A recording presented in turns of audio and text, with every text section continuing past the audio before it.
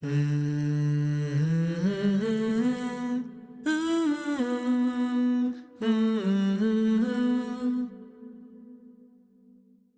was summer of 2018 in Thailand when 12 boys from a soccer team and their coach ventured into a local cave to go exploring.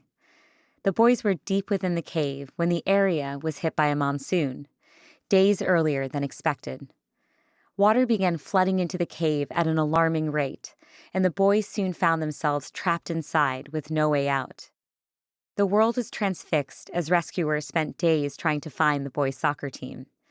And remarkably, they found them, 2.5 miles deep within the cave and stationed together on a dry hill. But it was one thing to find the boys and to send in medical aid and food to help keep them alive.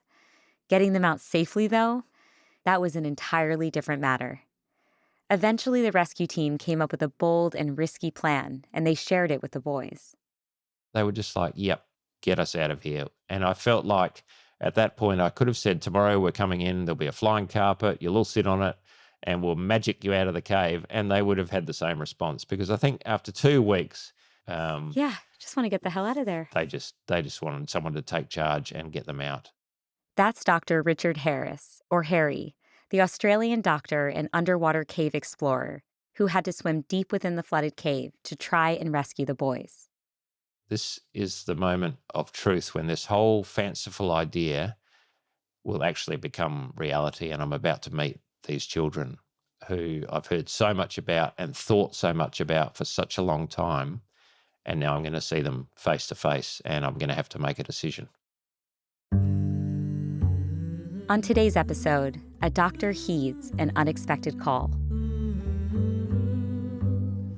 I'm Maya Shankar, and this is A Slight Change of Plans, a show about who we are and who we become in the face of a big change.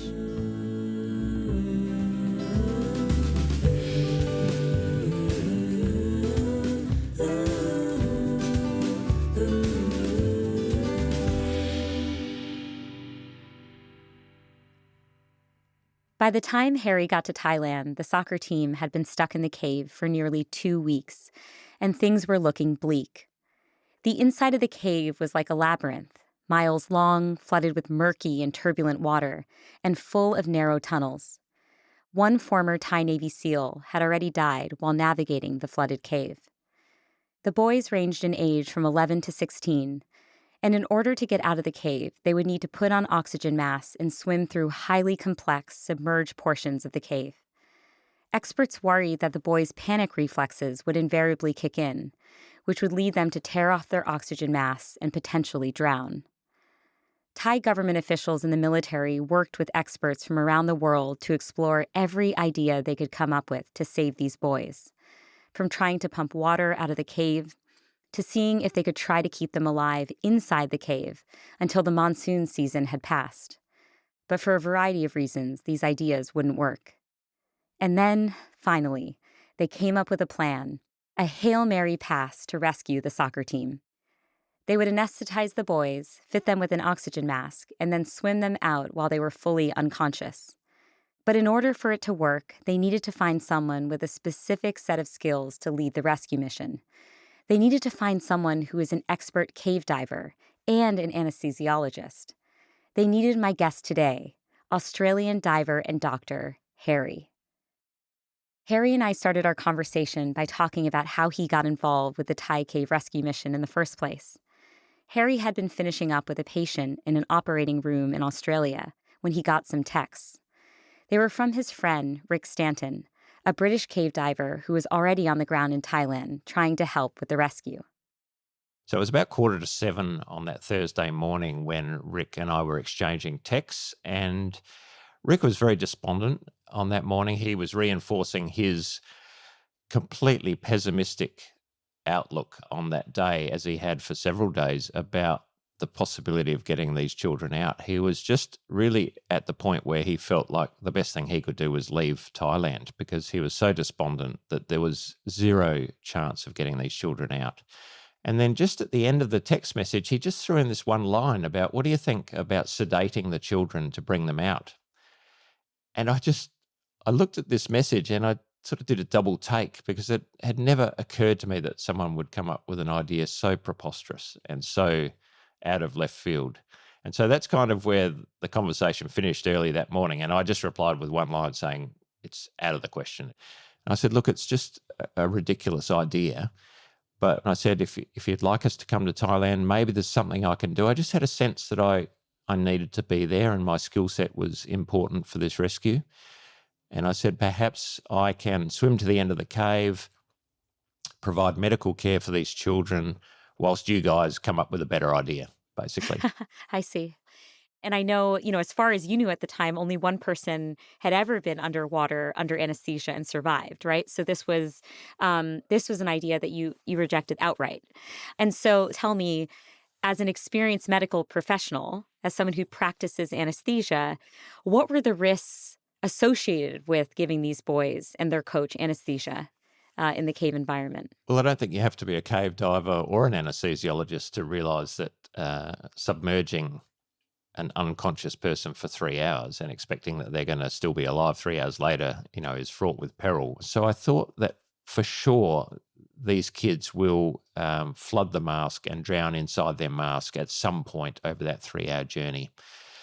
But also I thought even if that doesn't happen, at some stage their head will just fall forward and they'll obstruct their airway. I mean, anyone who's done a first aid course knows that an unconscious person, we have to protect their airway at all costs. And the third thing I thought, well, even if those two things don't happen at some point in 3 hours, then they will slowly succumb to hypothermia.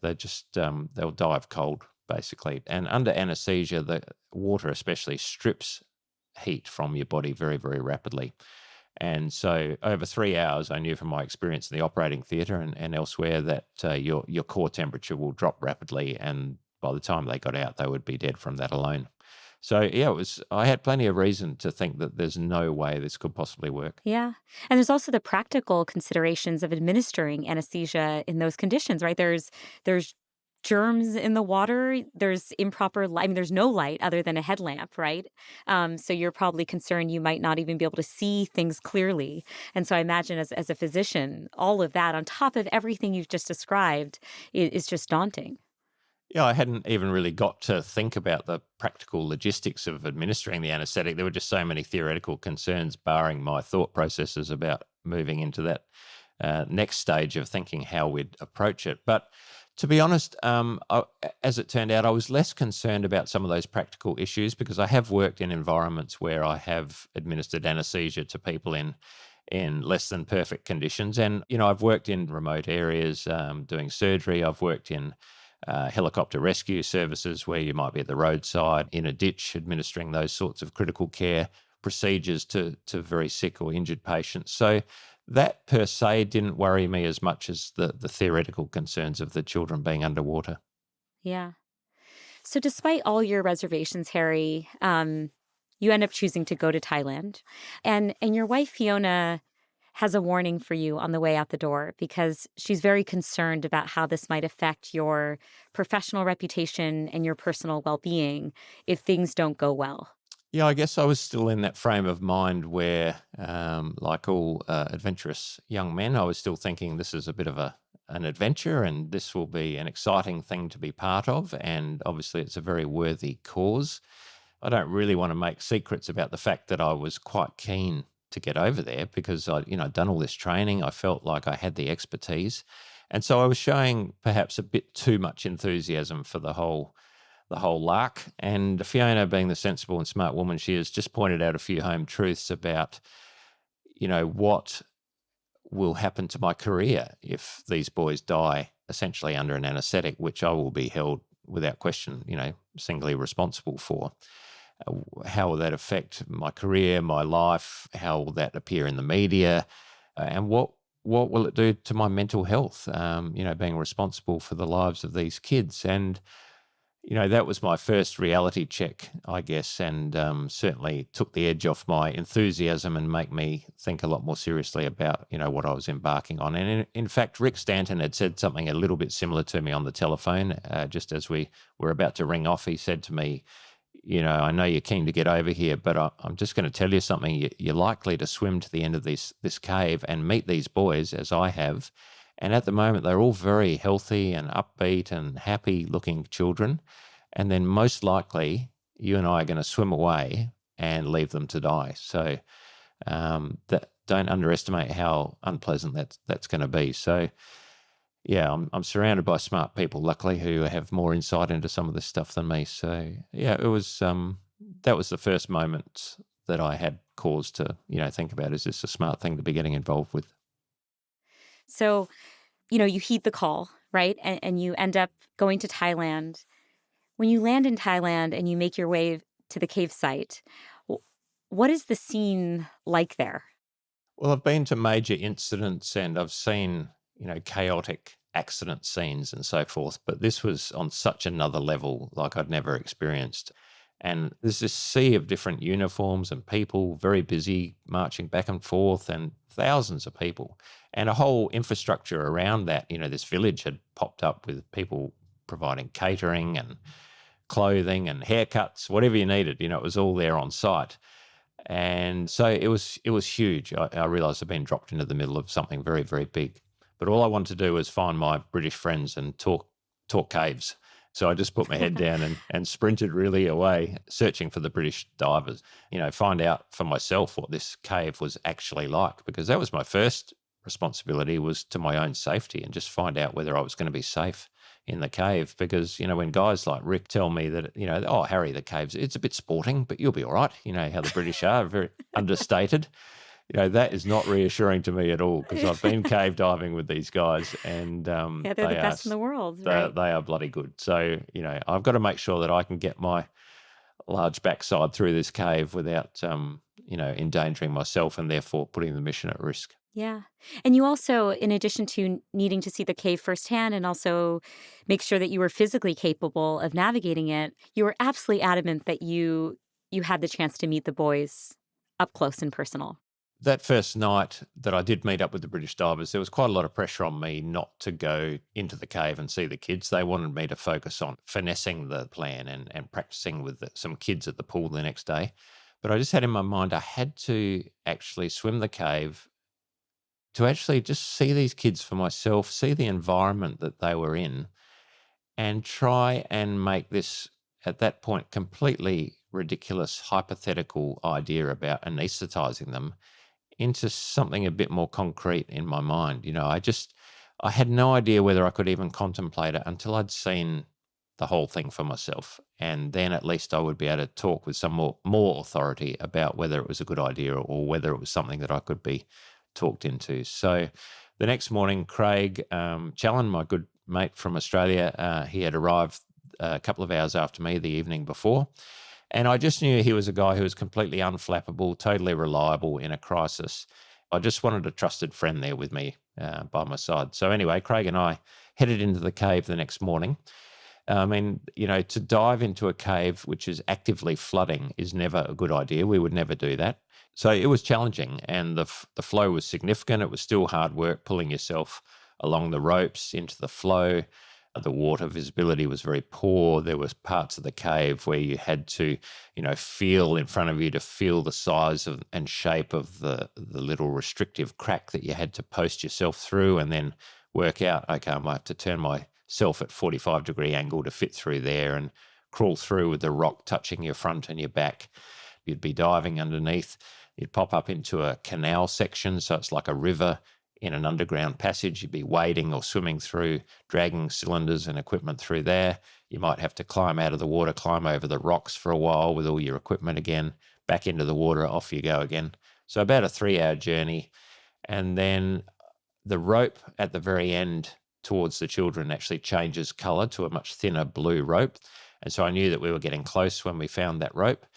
And at that point, just as I see the shimmering surface just above me, the moment before my head comes up, I remember feeling very, very anxious, thinking, this is it. This is the moment of truth when this whole fanciful idea will actually become reality. And I'm about to meet these children who I've heard so much about and thought so much about for such a long time.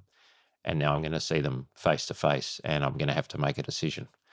And I think it was that need to confront that actually did freak me out a bit at that point. I remember being pretty worried. Yeah. Wow. From that point, we had to swim along the surface of this quite deep river for maybe 50 meters or so.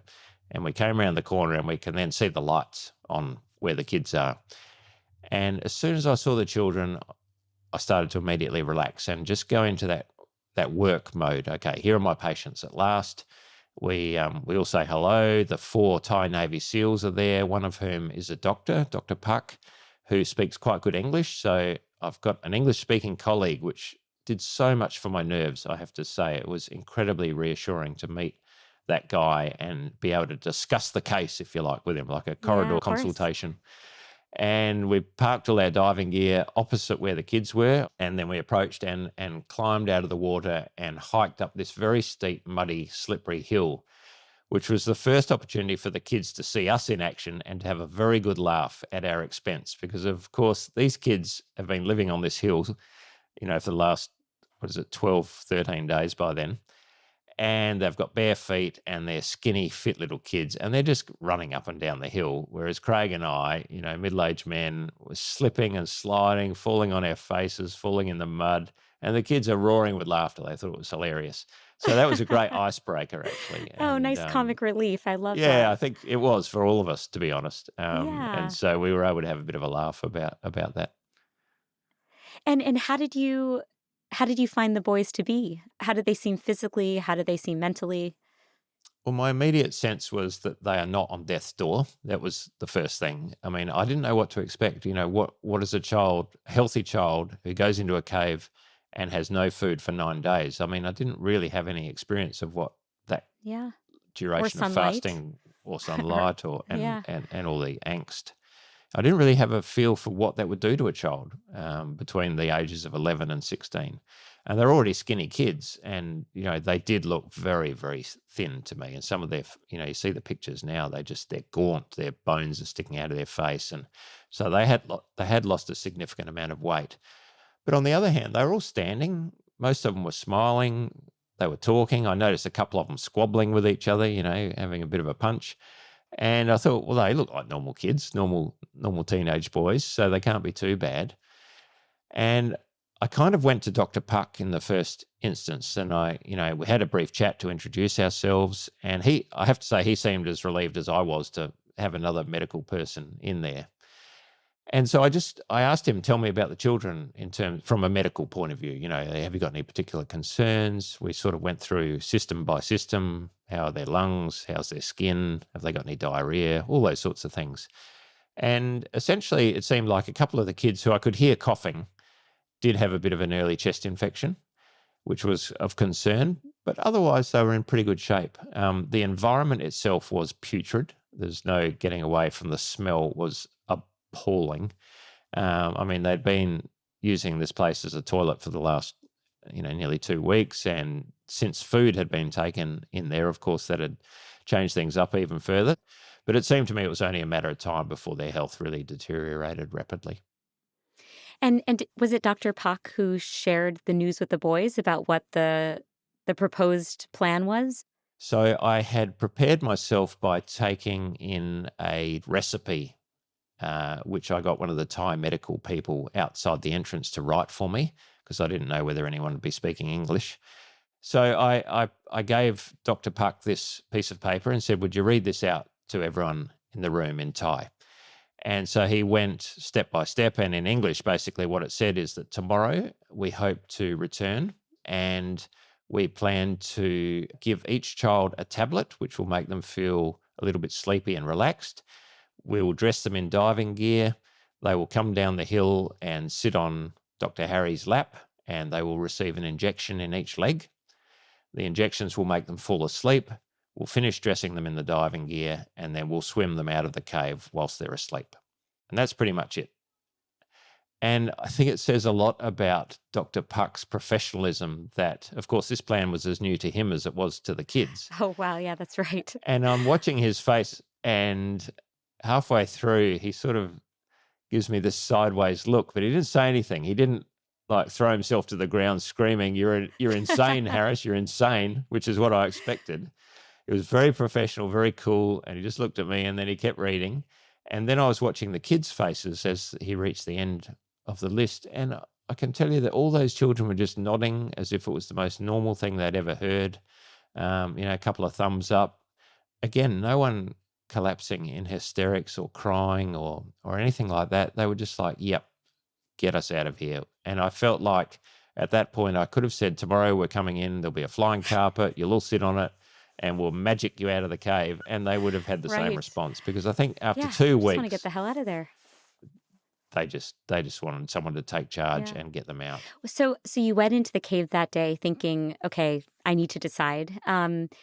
What was there a specific moment when you found that clarity and you thought, okay, I'm in. I'm going to do this.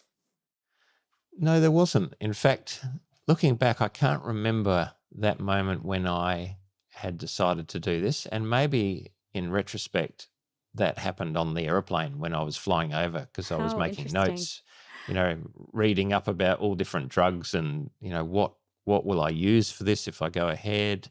I was ringing friends before I left Australia saying, hey, if you were going to do this, what drugs would you use? Yeah. Just to see if anyone had a different or better idea to mine. So maybe I'd already decided at some level, because I don't remember a point where, it just went, yep, okay, I'll do it. It just became assumed knowledge at some point in my mind. Yeah.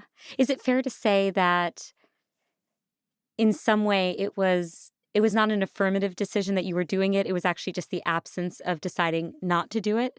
That inertia was carrying you forward, and then suddenly you find yourself in this position where you're actually executing on the job. Yeah, I think that's right. I think I kept looking for reasons not to do it. Yeah. And when the last one of those fell away, it was just left there on the table, and I went, of course I'm doing this. I probably always was, I don't know. But here I am. Let's go. We'll be right back with a slight change of plans.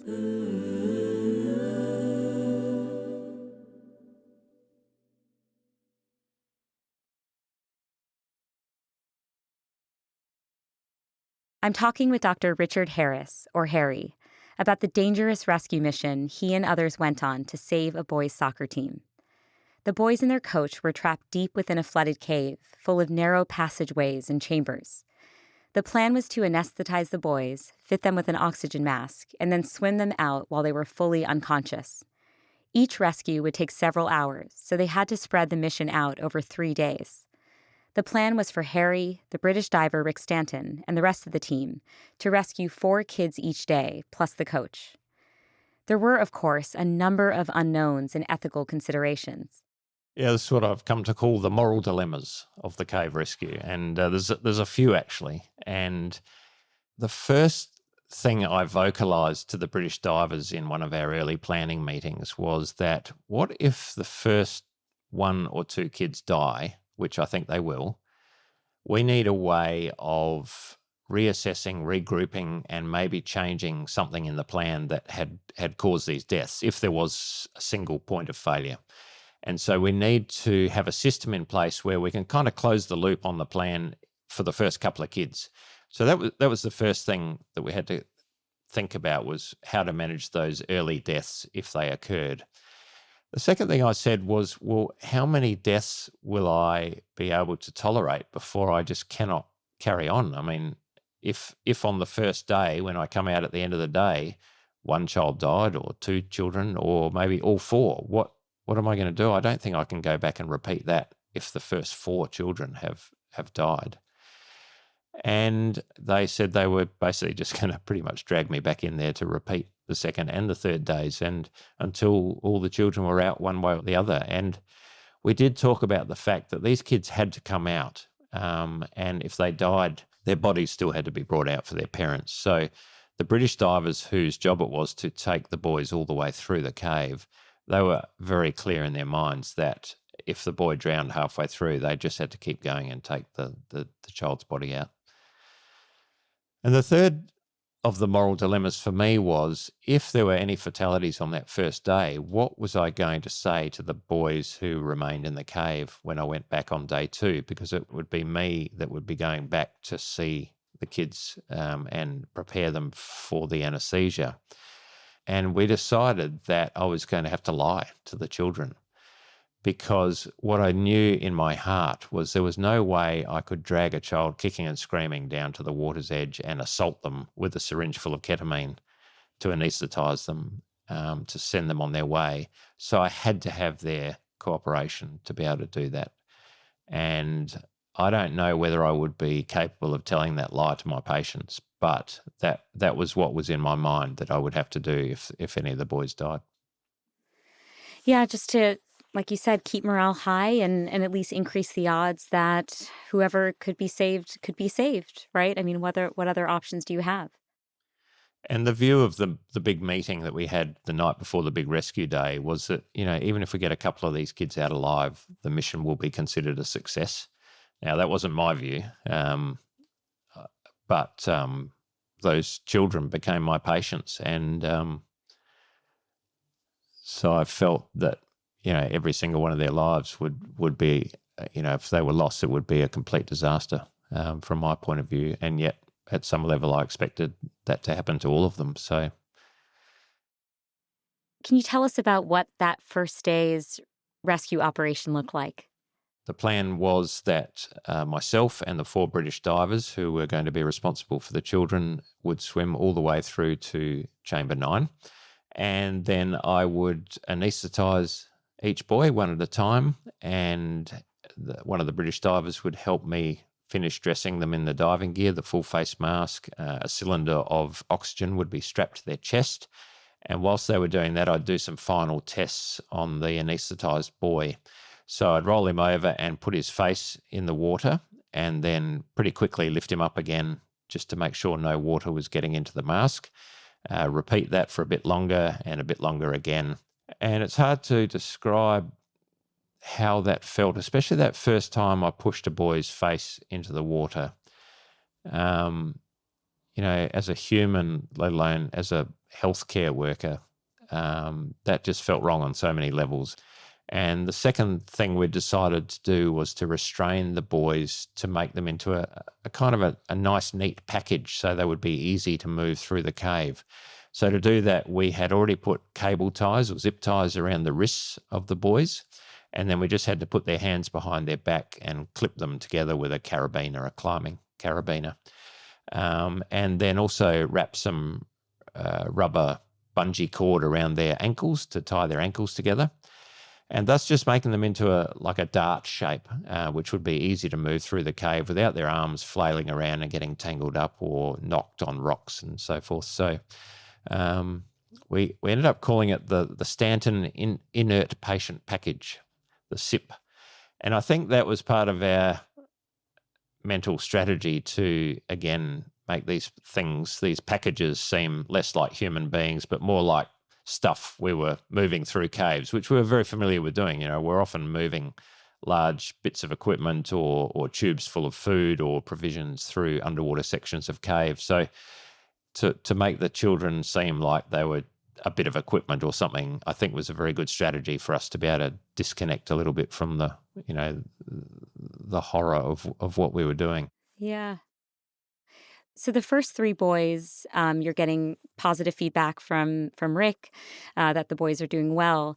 But the 4th boy, who's the final boy that you plan to rescue that day, his name is Knight. You notice that he's not breathing properly. I noticed that Knight was one of the boys who had a bit of a cough, bit of a chest infection. And it's not unusual for children being anaesthetised if they have chest infections just to misbehave a bit. They sometimes hold their breath. There's some of the patients that give anesthesiologists grey hairs, let's put it that way. And so I was a little bit concerned about this guy, but he went off to sleep. His airway seemed fine. And we prepared him in the usual manner. And then I sent Rick on his way with this boy. And Rick had to swim down the canal on the surface for that 50 metres or so before he submerged for the first time under the rock. And as he got to the far end of the canal, he actually stopped and called back to me and said, "Harry, this boy's barely breathing. He doesn't seem to be breathing as much as he was when we left." And I said, "Just pause. Let's just count how many breaths you reckon in about a minute." So I waited, and he said, 3. And I went, "Oh, that's not enough." And really, there was nothing I could do for the boy anyway. If Rick brought him back to me, every minute that he's in the water, he's getting colder, which was still a huge concern for me. Yes, we could drag him out of the water and wait till he wakes up a bit, but then we just have to be back where we started and repeat the whole thing. So I said to Rick, just keep going, mate, and I'll come as soon as I can. And so Rick pushed on, and I quickly got my gear on and said a quick goodbye to Dr. Puck, said hopefully we'll see you tomorrow, because of course each day we didn't know whether we would be able to return if the rain came overnight. And as fast as I could, I followed Rick through the cave. And as I just was about to surface in Chamber 8 after this 20-minute dive, I was reaching ahead. Of course, I can't see anything. I'm running my hand along the rope, and I feel something in the water there, and it felt like, honestly, it felt like a dead fish. I thought, what is that? And then I realized it was a child's foot underwater. And I didn't realize that I was actually at Chamber 8. I was still underwater. So I thought, oh no, that this is the child. The child has died, and Rick has stopped to, try and do something. But this felt like a dead foot to me. But then a moment later, my head popped out of the water because, I was in Chamber 8, and, I could see Craig and Rick there, and the boys' legs were still just in the water, and that's what I'd felt. So I said, you guys all right? And Rick and Craig both said, no, this kid's not breathing. And so I said, quick, drag him up. I'll get my gear off and I'll come up and have a look. So they dragged him up out of the water and lay him on his side. I took my scuba tanks off and I sort of lay down behind the boy so I could put a hand in front of his mouth. I took the full face mask off for a moment because I couldn't hear any breathing through the regulator. And so I think we rolled him on his back. I had a look at his face. He looked really blue to me. And I thought, this is it. This boy is either arrested or is about to arrest. He looks terrible. So I was just about to start to give him mouth to mouth when I thought I'll just try and open his airway by pushing behind the corners of his jaw, what's called a jaw thrust. And that's a very forceful maneuver which will open the airway, but it's also very stimulating. It's quite painful if you do it to someone who's not asleep. And that stimulus was enough to make the boy take a breath. And then very quickly he started breathing regularly. And in fact, very quickly after that, he started to rouse and wriggle around. And so very shortly afterwards, we had to give him another dose of ketamine to put him back to sleep again so that Rick could continue on his way. I think it was a combination of maybe he had a bit too much ketamine for the first dose. He was a very small boy. It was cold. He had this chest infection, a number of factors, which just meant we got the dose a bit wrong probably, or I got the dose a bit wrong, and a bit of a near miss on that first day. Yeah, so you dive out of the cave on day 1 and you're greeted by the news that all 4 rescues were ultimately successful, right? Which must feel astonishing, right? Given that people were saying, look, even one life saved is a miracle. How do you feel when you hear that news? I mean, do you feel reassurance? Or are you thinking this was just a fluke? I can imagine a range of emotional responses to this. Yeah, my first response was, wow, that's amazing. My immediate response thereafter was, oh my God, now we've got to do it again. And then again, we had 2 more days of this. And that night, I actually was filled with more dread and fear than I had felt the entire rescue up to that point, because for some reason, I convinced myself that I don't know how we got away with this on day 1, but day 2, my instincts are going to be correct and that these boys are going to start dying. And what's more, I think if you have success early on, expectations have then changed. Yeah.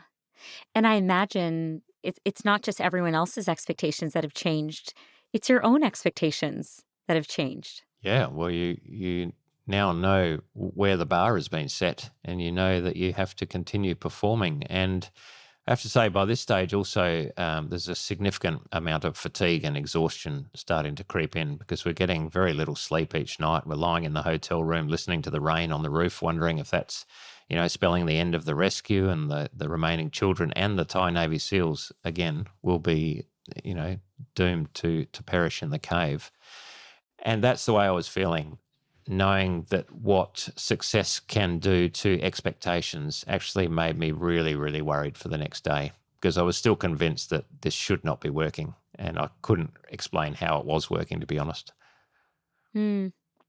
So what were those next 2 days like? I think, it's just in a way it was another day at the office. We had a job to do. So, yeah, I was okay again. And then that night, of course, when I found that another 4 children had survived, well, then the danger becomes complacency, of course. And For day 3, yeah, yeah. and we had a big chat that night. We all sat around, and the main talk was about let's not drop the ball tomorrow because we've still got 5 to go. And one of them, is the coach, and we need to get all 5 of them out. And that's one more than we'd done before. So there was quite a bit of readjusting of the plan in terms of personnel and equipment and stuff to talk through that night. So walk me through that final day. You got 5 people that you need to rescue. There's also the Thai Navy SEALs in there, Dr. Puck. All of you divers have to leave. Yeah, tell me about that final day. That third day, the rains had really started to build, and it was a very sleepless night listening to the really heavy rain on the roof of the hotel. So we were very worried about the state of the cave, and we felt that it was just on the verge of flooding again. So we made a bit of a pact between ourselves that as we walked past early in the cave, there were a couple of measuring sticks in the water.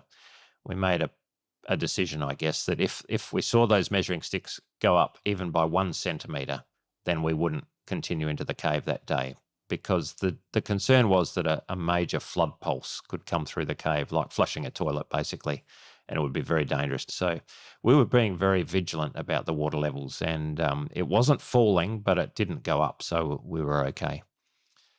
Wow. So at the end of day 3, right, you're greeted by the news. The 12 boys survived. The coach survived.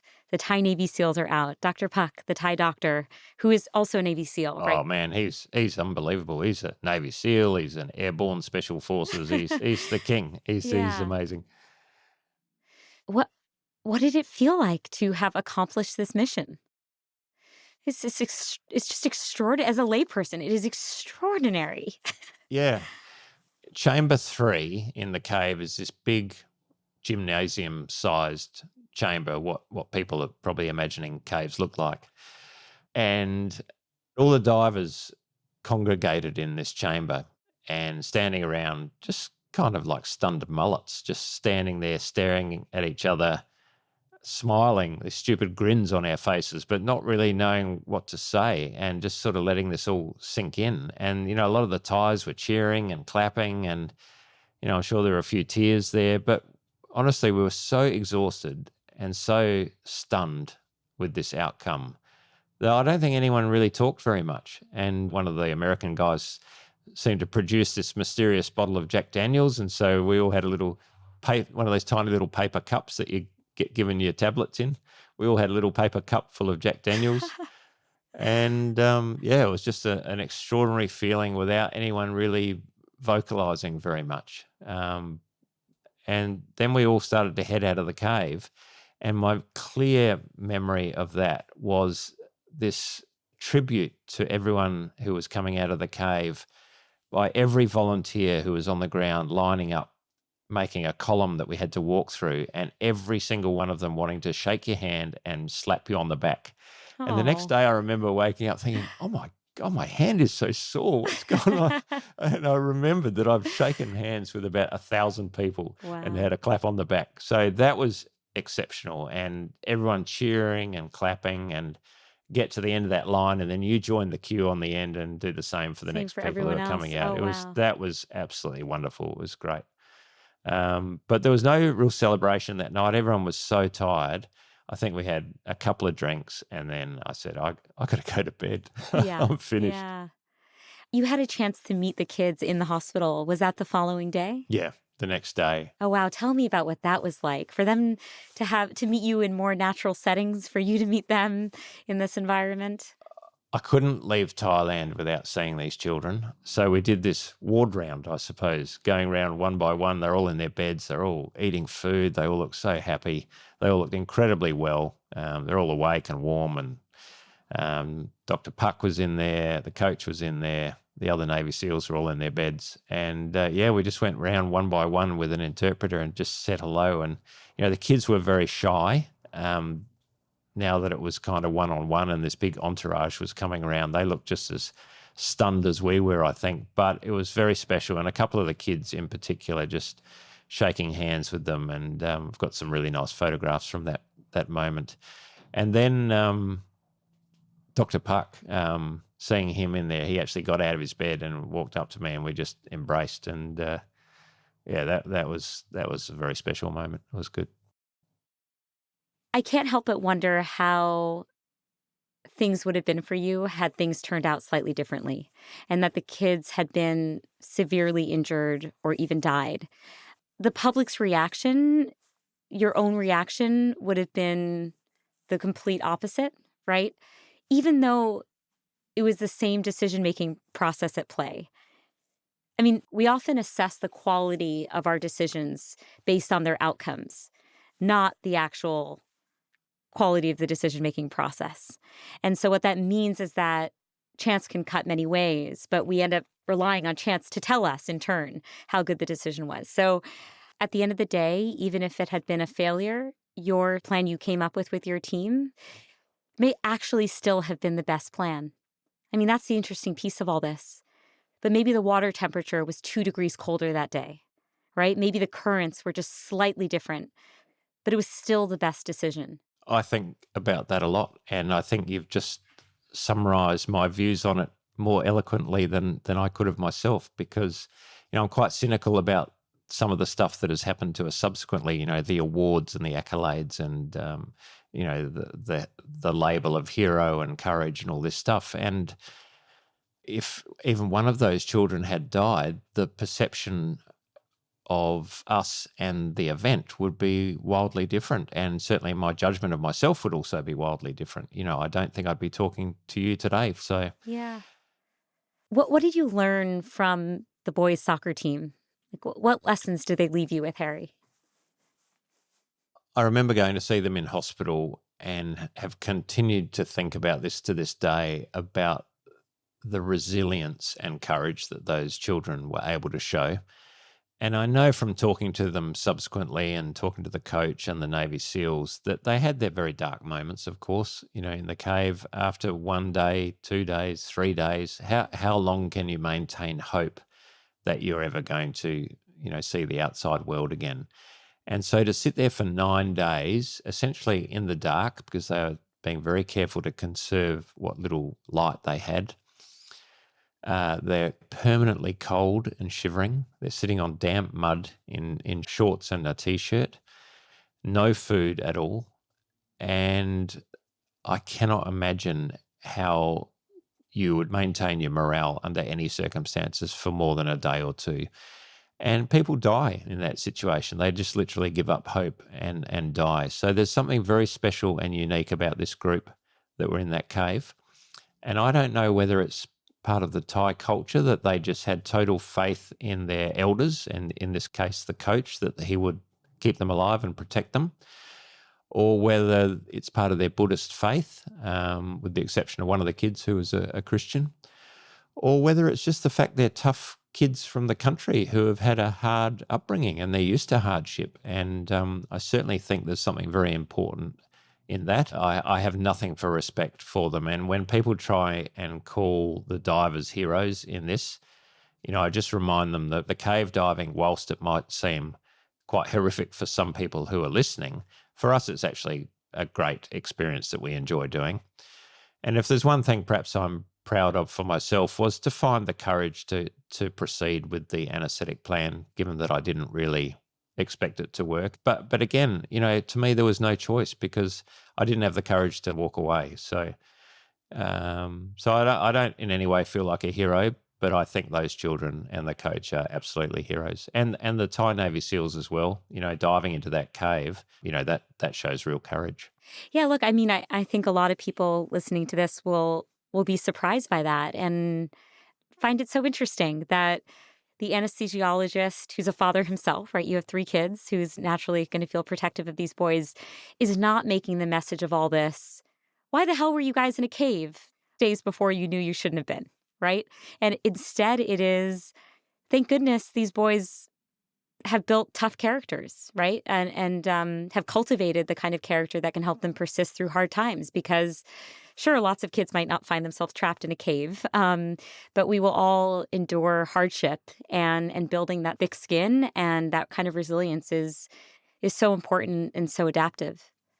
Look, we all have a challenge coming our way at some point in our life, whether it's a personal health challenge or a career or a relationship issue or something, outside of our control. Heaven help those people who live in war zones and, don't have food on the table or a roof over their heads. But there's no doubt that we need to maintain a bit of toughness and resilience, because you never know when your personal challenge is coming. And that's why I continue to advocate for people to take risks and do things that are difficult and hard and uncomfortable. And for most of us soft Westerners, that means adventure sports or activities or, putting yourself out there or challenging yourself in different ways, because I think you do need to continuously be challenged, and life needs to be a bit hard from time to time to maintain and breed resilience and courage. It doesn't matter what, as long as it fills you with a small sense of dread and fear, it's probably good for you. The old cliche, what doesn't kill you makes you stronger. There is a huge amount of truth in that, I'm sure.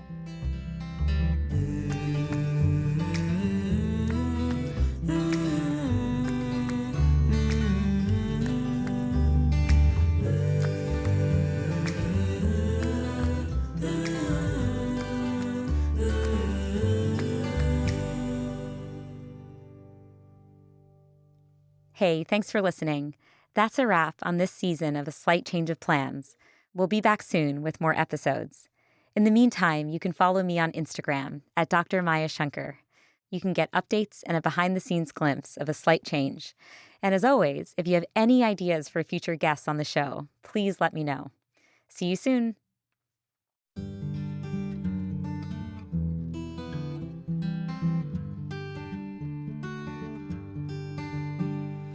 A Slight Change of Plans is created, written, and executive produced by me, Maya Shankar. The Slight Change family includes Tyler Green, our senior producer, Emily Rostek, our producer and fact-checker, Jen Guerra, our senior editor, Ben Tolliday, our sound engineer, and Mia LaBelle, our executive producer. A special thanks to Keishelle Williams for her help on this episode. Luis Guerra wrote our theme song, and Ginger Smith helped arrange the vocals. A Slight Change of Plans is a production of Pushkin Industries, so big thanks to everyone there, including Nicole Morano, Maggie Taylor, Eric Sandler, Heather Fain, and Carly Migliori. And of course, a very special thanks to Jimmy Lee. You can follow A Slight Change of Plans on Instagram at Dr. Maya Shankar.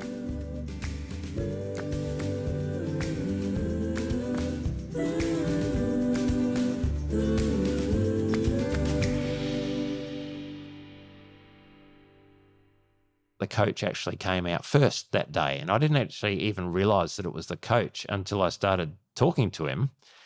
He was sitting on my lap like one of the other boys, and I was joking around with him, and it was Dr. Parker who said, Harry, you realize that's the coach? So I'm joking around, talking to him like he's a little boy, and he's this 25-year-old man sitting on my lap, so that was another cause for a good laugh.